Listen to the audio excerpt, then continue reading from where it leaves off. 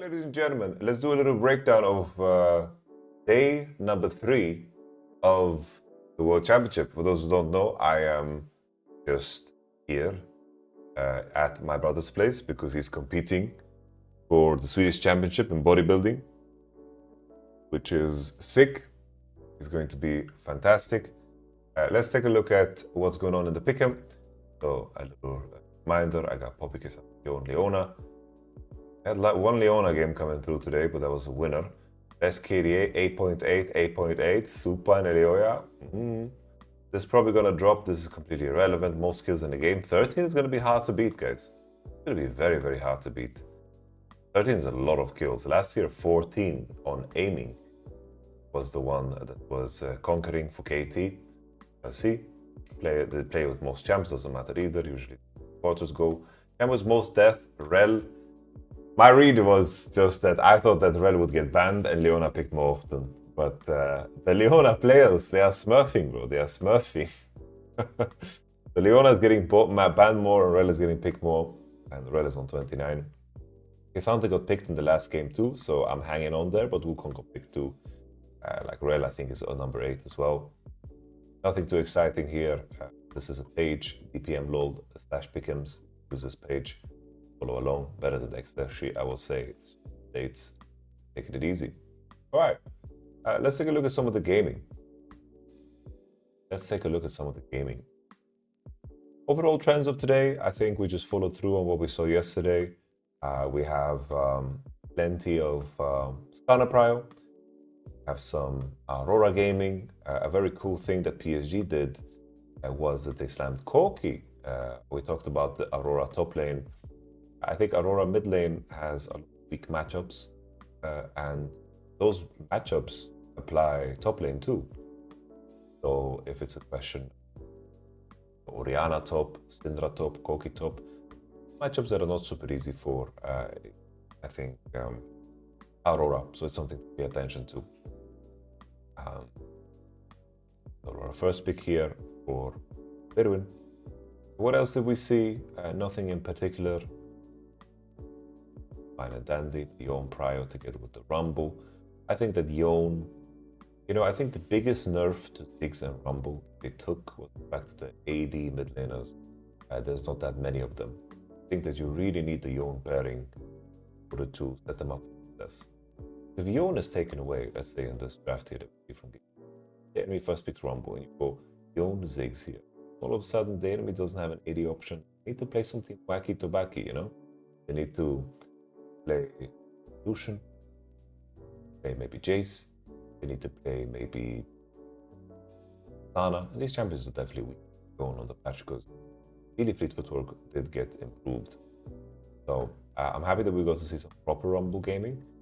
Because here Rumble still managed Prio, was still strong in lane, and then they use that Prio for early grubs, which was a very big deal, I think, for how GAM wants the game. In game number 2, they didn't get the grubs, but I'm gonna be honest with you, I was asleep for the majority of it. There's that. Alright, let's take a look at game number 1, Mad Lions vs PSG. That's the draft, Mad Lions vs PSG. I think the Lions have the better draft. I have to say though that I think the Frescawi was extremely disappointing too. I think that in regards to overall thoughts on the series, I think that Alvaro is like the best support in playing by far. I think nobody comes close. I think that he played really, really well this series and also the previous series. I think that Alvaro is living up to the hype, really doing a great job. I think that Elioya is also playing super well, and additionally Super ever since regionals. I think that he's just been getting better and better. I'm very happy, very, very, very happy to see that. I think that in regards from PSG side, I think that Maple's day 1 was giga overrated. I was hoping that in the 3rd game when he picked LeBlanc that he would show his strength, but he just didn't. He made the game losing play, so that was very disappointing. Additionally, I think that in the last game here, Junjia also really dropped the ball. That, Junjia supposed to do more for the team. Well, Betty and Junjia with the best performance on day 1. I thought that would carry over, but in game 3, I think both Maple, yeah, we'll see. On the future matchup, we're going to talk about that later, but let's take a look at the game. It started, the big thing that happened in this game was that Frescawi had a horrendous start to the lane.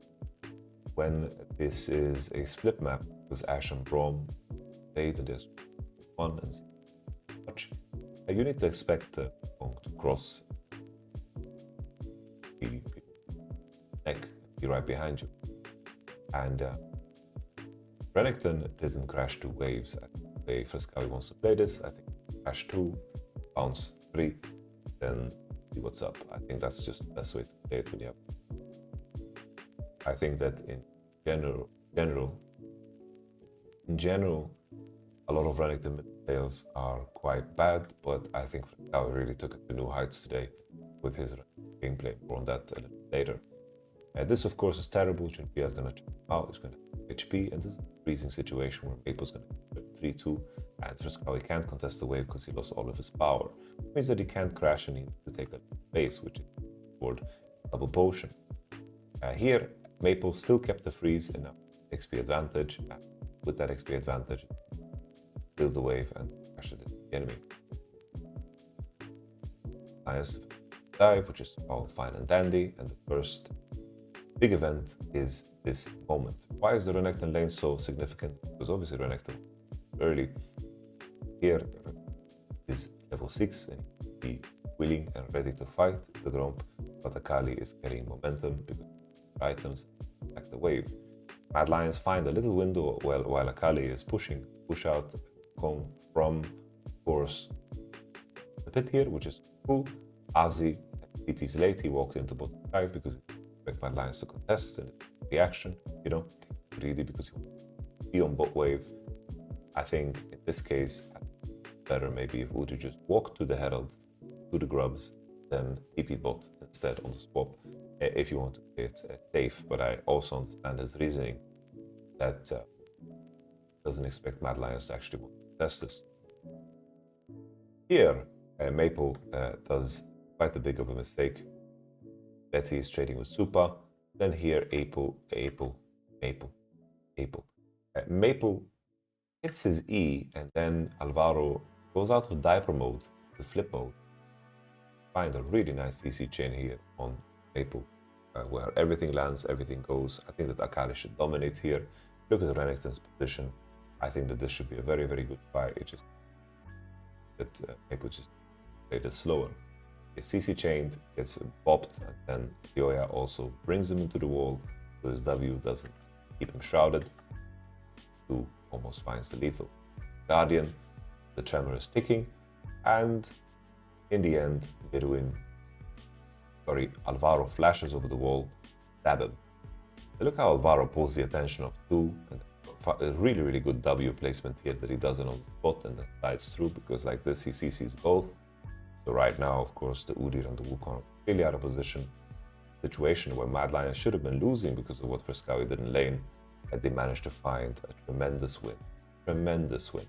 Beautiful play by Alvaro, big mistake by Maple.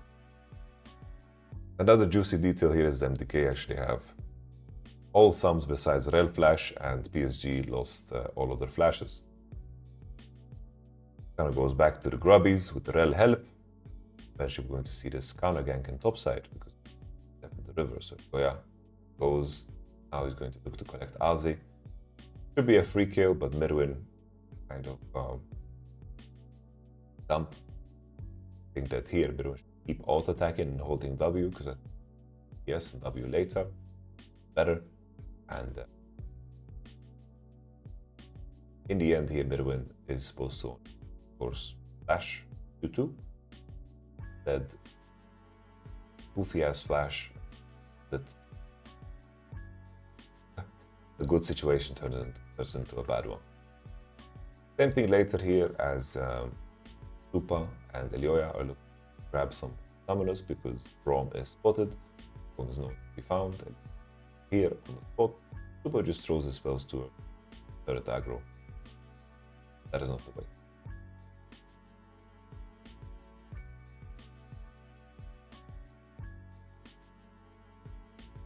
Fast forward.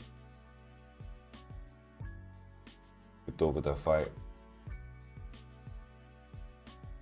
This was a fight where Mad Lions kind of threw. Key detail here, there's no Zigzult, there's no Relult, and they're not positioned in the same angle. Once again here, Frescowi just unleashes completely on the Braum for no reason at all, and this is the type of formation that you don't want to be in. Very awkward for Super to play, he can't do anything, do it at all. It's really, really bad. Mad Lions, it looked like they're going to lose the series of how bad this play was. Horrible, horrible, horrible. What would you want to see from Mad Lions? Well, this spot, maybe you don't take the fight in the first place. That's one way to look at it. The other way to look at it, I think when you've gotten this wave, I think that you push these guys out right now. Like right now, Frescowi, when he knows Udyr is here, Kali is also topside because you have to TP. I think that here you should just walk on these people and reposition on the big push if you want to contest this. Because they are just standing in the river right now and PSG are allowed to collapse from two sides. Invincible. Read Sun Tzu, Art of War. Never allow yourself to be pincered.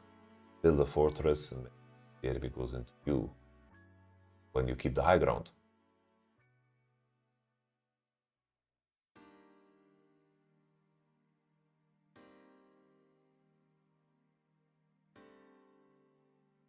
Eventually, you know, this type of a gold lead, PSG also gets first tower because they are saving Herald.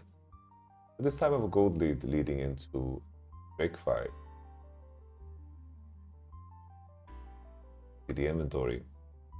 Here Wukong is going to finish his item on it. Now Wukong is 2 core, Akali 2 core. I think that red side should be able to win the game. PSG do a very similar mistake to what blue side did. Diggs is very strong, of course, has 2 to match, and MDK is already here very early to big push. I think it's very important that you use your strong side laner to try to push out Red Renekton and try to undermine the enemy by going through river, already taking over space instead of funneling this, but they managed to get the big push in the end. The issue here is that up and counter how strong is at this point. They are trying to ignore the problem. You don't want to trade with this counter. You should just be hitting Skarner right now. Woody should Q him. They should start auto-attacking. Elioya is very far forward. I don't know why they are deciding to ignore the seafood, which allows Elioya to trade and push forward and Julia then get off. They should just be hitting Elioya now. Not overuse their abilities, but start hitting it. Braum Q, Ashe autos, Wukong autos, Black Cleaver stacks, and then save your spells to snap.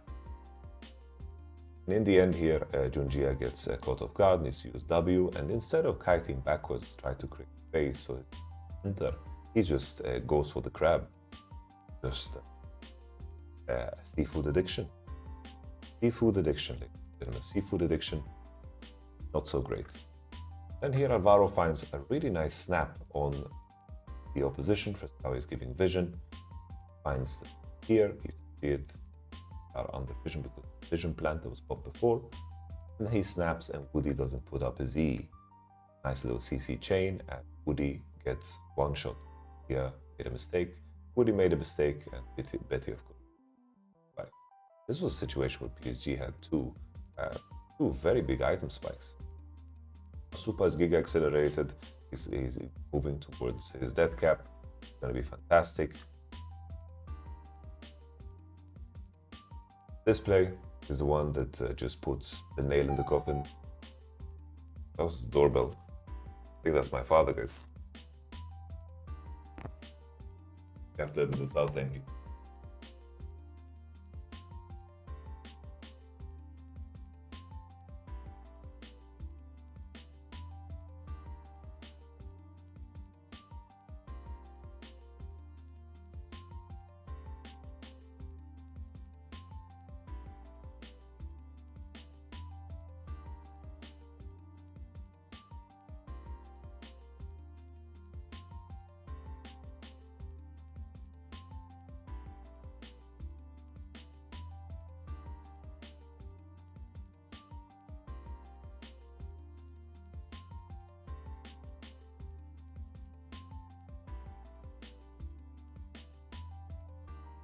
perfect. I haven't seen father in long.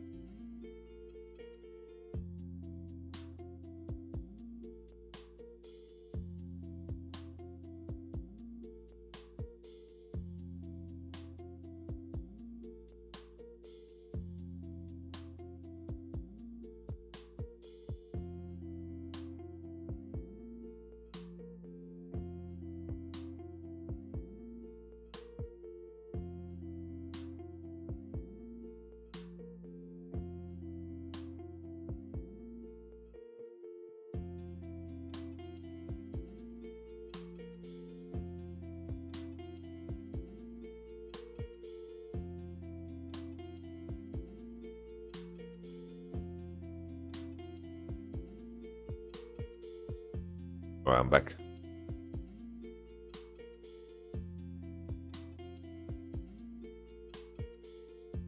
All right. This was a funny one, for sure. Frescawi is on the wave, and Maple decides to all in him because Frescawi is very weak. You know, this is one of the weakest Renekton's I've ever seen. And Maple is very angry. Conqueror fully stacks, he R's and lands the E as well on the exit, and trying to find the lethal. Funny. Frescawi ease into the wall, and his whole team is here to back him up, and it's another very awkward fight for Ash to play. Like, Ash can't connect, and definitely they are giga over chasing, and Maple's trying to find the lethal, but Frescawi gets empowered. Q, Cool the Meek, tried to go over the wall, Eclipse procs again, and now the game is just pretty much straight up over. The game is giga over. Giga over. It was a funny one, eventful one. Let's talk about the Game 2 draft. Game 2 draft. I think that PSG ended up way better here. PSG banned the Cassandra Jinx, was prep work, and MDK blocked the Skarner ban, which is something that PSG did game. I think that PSG didn't do any research on Mad Lions or any solo queue or anything, just slammed the bans that they won with, which is a strategy, I guess. Nevertheless, they pick Viego, Renekton. Like, that's such a shitty that's such a shitty 1-2 if you ask me. Horrible 1-2 if you ask me. I really dislike it. I thought that they're just gonna run back the Ziggs and maybe look for an AD mid, and maybe I think something I want to highlight about Ziggs, I think the teams that are willing to play Ziggs mid are really going to have an advantage. Because in the cases where there's no Yone, Ziggs, as I mentioned before with Rumble as well, I do think that he's weaker because of lack of AD mids. But if you're willing to play it mid, I think more players than APA should be, to be honest. In this particular game, they pick Viego Renekton, enemy just matches with Gnar, very easy. And Misfortune, pick it, lock it, which is okay. I thought they'd pick Ziggs here on 3 because they have Viego Renekton and maybe they think enough AD or something, not so sure. Nevertheless, they have Viego, Renekton, Ezreal. Yo, thank you very much. Twitch. Oh, that was so confusing. On my side, it looked like Twitch. Twitch gave gifts, but it's M3CU1. Yo, thank you very much for the 5 gifted. I appreciate that. Thank you very much, man. Thank you very much. You are too kind. You are too kind. You're sleepiest streamer. You're supporting him. Thank you.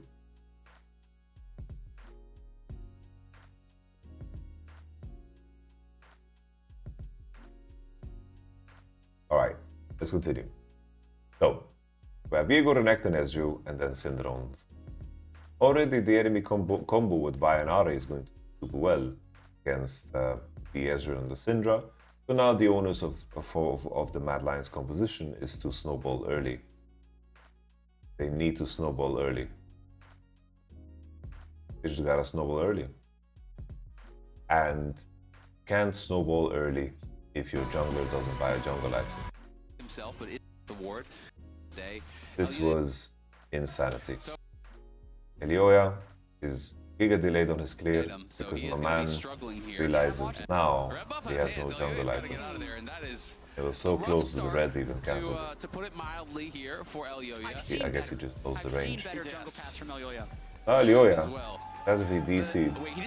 You know, if this happened, right, your jungler walks out at this moment in time, you could have already remade the solo game. Now we have to see what this is going to mean for us the game, because Jinja has some information on this. You know, they did actually spot that he had no jungle item as long as they were paying attention. This is crazy. Viego is giga slow, giga slow.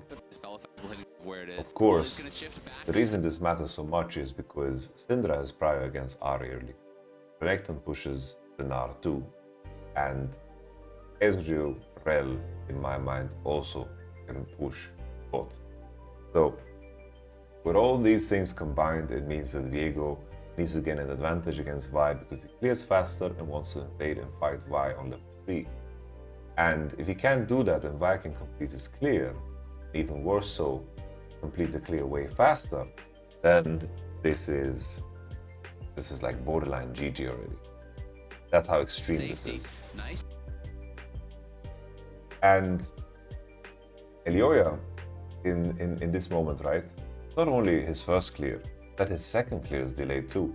You miss all the important beats in the game.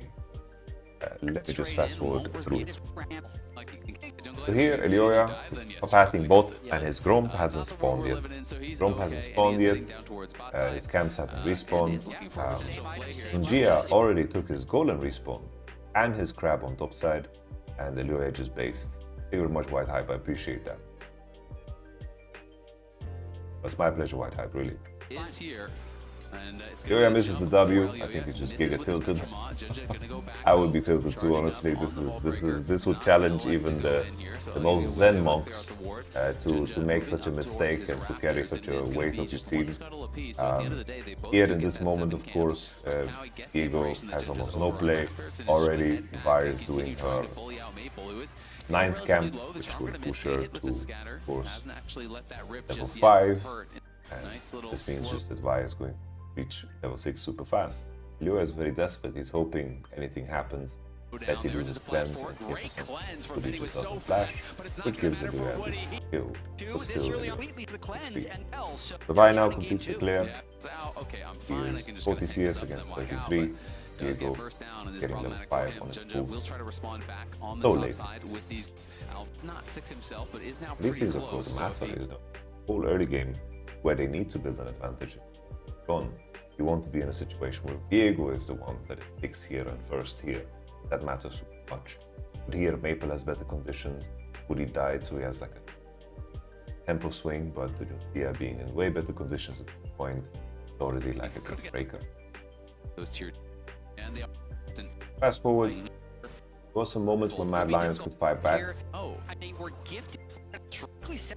Oh, you know, to give them better. I thought this dive was completely nuts when I saw it. I was like, damn, didn't even know this would be played. I think if Cinder reset on the third, Flash, CC, I think maybe this dive is not super clean to do. Nevertheless, fast forward. This was a big accelerator. Bidwin in bot, catching a wave, Maple Chingia collapsing on him for the dive. You get the CC chain, nice charm, I don't know why Bidwin was in the out, but he loses all of his HP. Then the TP comes in, with map trade, Mark entering upside, the TP to the wave, dies. Here, I don't know if they mistimed Betty's flash.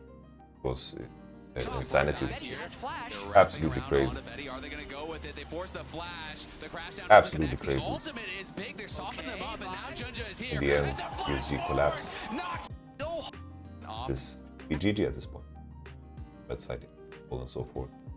But there was a moment in the game where Maple actually got caught.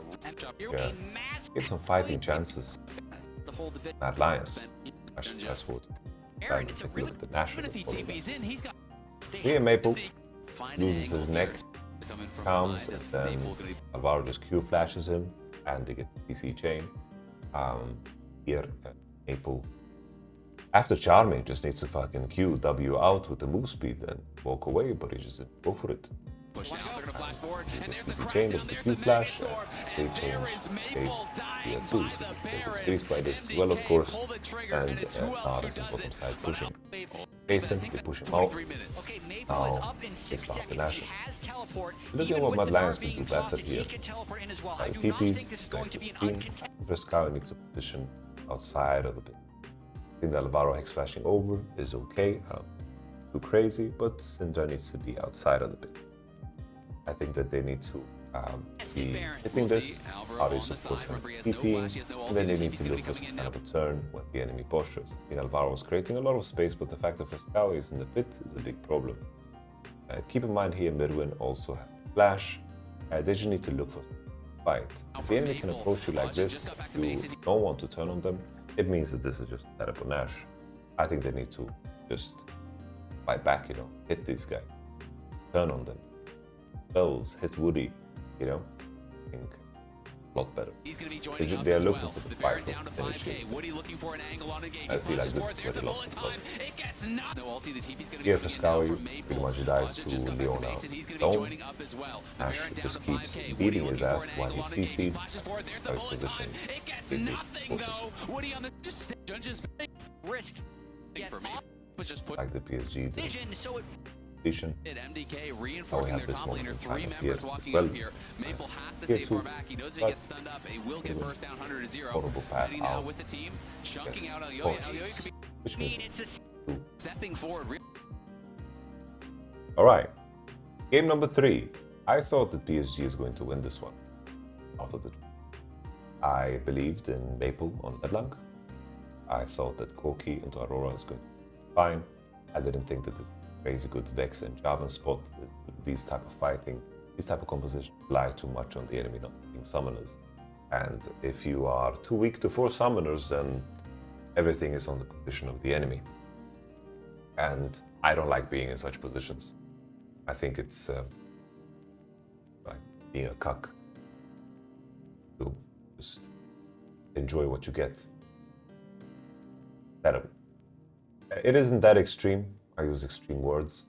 I think comes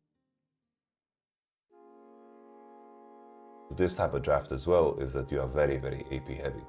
Puts a lot of pressure on the Ezreal to perform. This game, I would say that PSG, they played macro-wise quite well. They managed to get some leads, turrets, they had the early advantages. Corki got insanely fed, he's electrocute. All the other new runes nerf, you get Ace of Blood, electrocute. probably plays Treasure Hunter, I believe. He traded Mirwin super hard early, and they dove him, traded 1-for-1. Mirwin lost a lot of minions, and they kept ganking him because he had no stun. So Mirwin was very much so out of the game. And something that PSG did beautifully was just in the bounces back and forth, they were just defending the enemy dive, pressuring the enemy, making sure that Maple can always farm on the invasion. PSG were standing lead. And it was looking good. Feels that he is going to be able to get a lot of value out of that as Maple playing around on the side, looking to get right now. Has the confidence to speed up. They can't even back away. Spot him as El Yuya takes the Herald. This is well here. Azir, Leblanc is patient. I think that with the information, PSG has basically to tether and wait. This ward is so crucial. These map trades. Leblanc is both on his own. Nobody's TPing to defend. They just want to attack it, they want to trade side, and then the moment the enemy exits, they just walk up to the turret at lines. PSG played a very, very good defensive game. Very, very good defense. They're just growing their lead in the macro sense. The super and jungle are always in the right spots to dive, and also and dive, making sure that they have the right matchups to dive. Props to PSG. Props to PSG.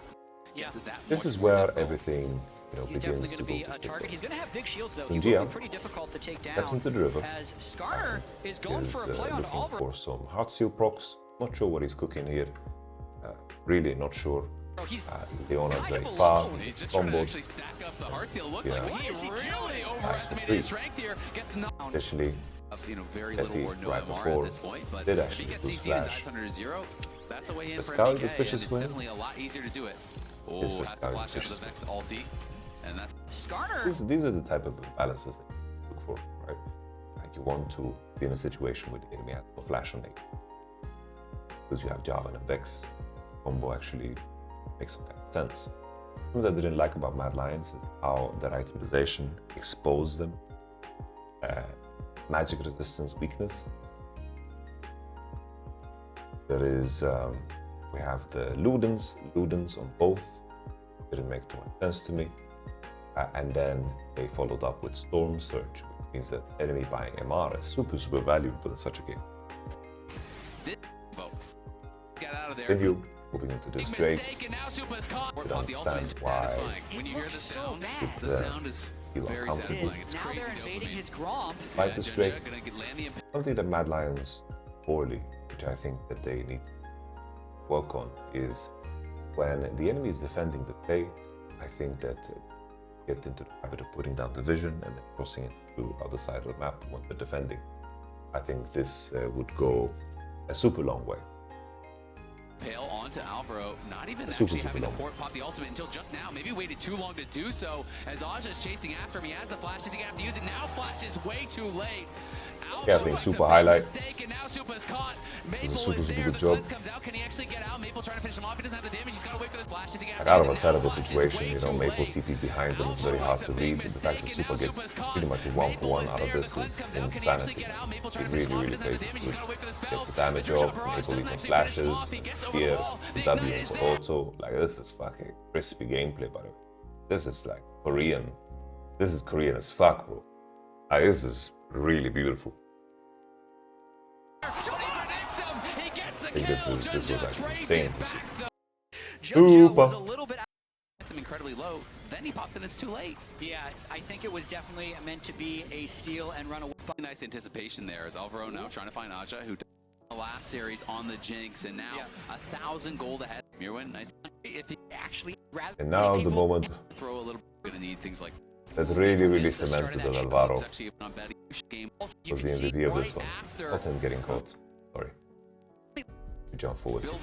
They have that XP advantage in their this is the moment of time. But I think we're going to see our first big Look fight at the reaction here from Alvaro. And the Aurora all Old hands Maple. Crucially, can Vex land the ultimate onto Maple? This is fucking quick, bro. This is fucking quick, dude. Wow. This is nice. And Maple, he lost his Banshee effect because of the E. Moving into this fight, I think straight up, you have situation where PSG is very favored coming into this one. Because you have MR on everybody. Blue side need to find some crazy pick in order to win. This, of course, crazy pick. They get the connect from Vex. Then a beautiful Java node to get the lethals. The Scout gets a reset. Then the fight goes. Figaro ultimate on 3. Betty's outside of it. Finally, there's this Corki as well. I just want to check how this Corki actually gets comboed. W is over, and then just walks on him. Fucking cool. And now Mad Lions get Nashor, and they get over this massive hump for themselves. Well, they get void staffs, which is this window where the enemy team has MR against them. They are so, it's in such a weak spot. Here, really big mistake. I don't know why the fuck they're doing Drake. They're doing Drake right now, which means that they are wasting tempo to do a Drake that won't decide the game at all. This is Drake 2, which is Ocean. They are doing it for the pickings, for sure. And the enemy team is pushing tier 2 top, tier 2 mid. I don't know why Junjia is under this turret. Junjia just wants to throw stones. He's defending his Talia, his combo, which means that the enemy team picks up 3-2 and hits. And at this point, the game is, of course, gig over. More behind. Take a look at the final fight of the game. He's gonna pull back. They have some vision on Mirwin, so they're aware that he is there. Betty has got to be careful, but it's a stun over on Jin from Alvaro trying to turn around as they impale there. The bullet time comes through, but it's Elyoya going into the back line between worlds. Asha's getting nothing done. He's not even in the fight. He's over the side. He can't do anything. From Elyoya. And he's just gonna watch as the team and Mad Lions make it to the main event. Once again, I think in the 5 games that Mad Lions played, I think that Alvaro is just a massive standout player. Really happy to see him pop off. Really happy to see that I have, like, he's redeemed. You know, I put him higher on the support list on my list. So I'm happy to see him do well. I think that Alvaro and Elyoya is the lifeblood of this team that really, you know, sets up the carries for success. And Supa, really fucking good. Supa is looking crispy, man. And Elyoya is Elyoya, man. Elyoya is just a war horse, you know. The main difficulty for Mad Lions, right, is that coming out of play-ins, bro, especially if you are a Western team coming out of play-ins, the first round that you're gonna get is, you pray that you get FlyQuest, but you either get FlyQuest, How Alive, or Billy Billy. Not a lot of options. To be honest, just being a Western team kind of blows. It just kind of blows. And because obviously you can't meet your own friends. So there's that. Can't meet your own friends. You have to pray for NA, or you get to play against a Chinese team or a Korean team. Finally, we have GAM versus R7. I don't want to talk about the game too much. I think just props to the homies. The Shyvana lock-in, really doing well. I think Emo played fucking phenomenal as well. And GAM is playing macro quite good. I think that GAM is not the stereotypical VCS team that you usually see. This is a team that is playing fights well. They have a very clear identity, which is super cool, which is, you know, revolving around picking strong lanes and then just making sure that you are there together on the fights and giving Levi the space to farm through the strong lanes. I think it's super cool to see such a clear identity and such a clear pattern in all of the games that GAM have won. I think that it's beautiful. A big issue in the draft, I would say, is that if your answer into Shyvana is Wukong, I think that you're a little bit in trouble. I think Wukong is fine into Yone, but it doesn't really exude confidence here. I think that maybe you pick something that can contest early a little bit more, so you can leverage the fact that Sin is strong, because I think Shyvana gets away with so much here. Shyvana manages to secure the grubs, manages to secure lead, and after we had Spirit of Sojin coming into first fight of the game, she dominated, and Gigabyte Marines kind of ran away with it. It got sweaty for a moment because Levi kind of entered into the fight, but it didn't matter in the game, I think. Big fear for them. Basically, there was one Drake where Levi got caught and he got chunked, which meant that they got soul point, then leading it up to the soul. Here, Levi just kind of goes on a suicide mission, pulls into the enemy team, playing standard poke variant of Shiva. He just pulls in here, where he could have played on distance, with fire on the enemy. I think Kaina played good for R7, Kaina played pretty damn good. Back to him. I think that the Rumble lock-ins make a lot of sense against a player like Summit, who wants to dominate lane. Even though Summit went even with Gnar, which is a win, I think that in terms of how R7 is as a team, that Kaina and Summit really need to carry. I think Odi was really, really outmatched today. Really, really outmatched.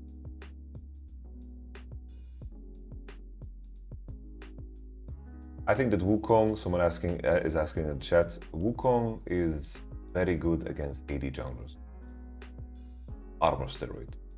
In this particular spot, you have Rumble, Jhin, Yone. I wanted them to go Yone and Wukong, but they picked Jhin instead and managed to get Wukong still on bot. They banned Sejuani. Here, Wukong is really good engage against the likes of Jace. Ziggs has W's tool, but still engage tools. And also Jarvan hates to play against Wukong. Wukong is a champion with 2 dashes, a lot of armor. Jarvan cannot fight Wukong at any point of the game, realistically.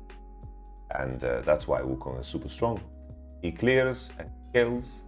The only thing that Wukong has as a weakness, of course, is that he works very similarly to Vi, where he doesn't really provide any pressure if lanes need them early game. And his ult is quite long cooldown and very ult reliant, but if the pacing is correct for Wukong, Wukong can be very strong. Wukong is making a resurgence because AD junglers, everything is connected in Liga. That's why, like I mentioned before, Rumble nerfs are when AD champions mid get nerfed. They're connected. Rumble was really OP for super long because in isolation he was broken, but as an addition, AD mids was super strong. Wukong is picked because he can successfully 1v1. No, it's just that he pairs well against the enemy jungle. And then by extension, if he can fight the enemy jungle, it means that he is not in any danger the jungle. Maokai is a champion that is rather weak early, and Maokai has gotten nerfs. We haven't seen him picked. The LPL, like referencing to LPL, doesn't make a lot of sense here, because the LPL was on a completely different patch. We don't know what the LPL is favoring. Does that? In regards to tomorrow, we have the matchups tomorrow. Let's take a look. We're going to have some teams eliminated tomorrow. Tomorrow, we're going to have a VK Esports versus Gaming. Then we have 100 Thieves versus Japanese team. I believe that Pain Gaming is better than Viking Esports. I think Viking Esports looked like the weakest team in play-ins. I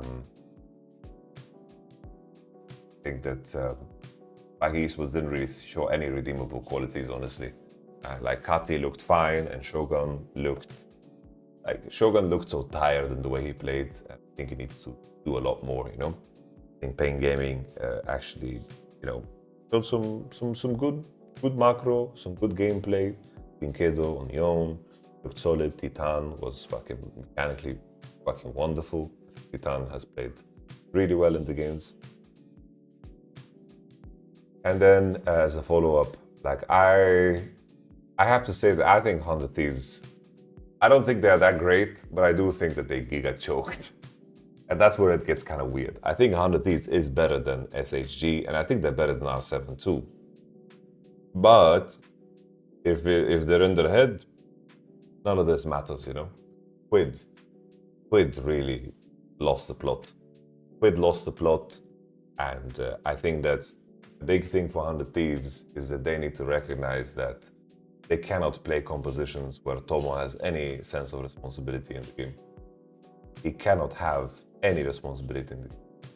Here, Jin Leona, very straightforward. Even this game, his impact was almost you know, like, even here he had very, very minimum impact. I think that his teammates carried. And then here, 100 Thieves, you just had Lucian, Nami, Tomo and Lucian, like he just didn't deliver. And then finally as well here, the Jinx, he just didn't deliver. So I think they need to stick to the recipe of making sure that their bot lane always picks role-playing champs, meaning like Varus, Jhin, Ziggs, and CC support, and let River and Quid drive the game and Sniper to be the ace, you know? Then I think they should be fine. Fine. That's that for Worlds Day 2. That for Worlds Day. I think the second draft from Gigabyte Marines was fucking beautiful. Really fucking beautiful.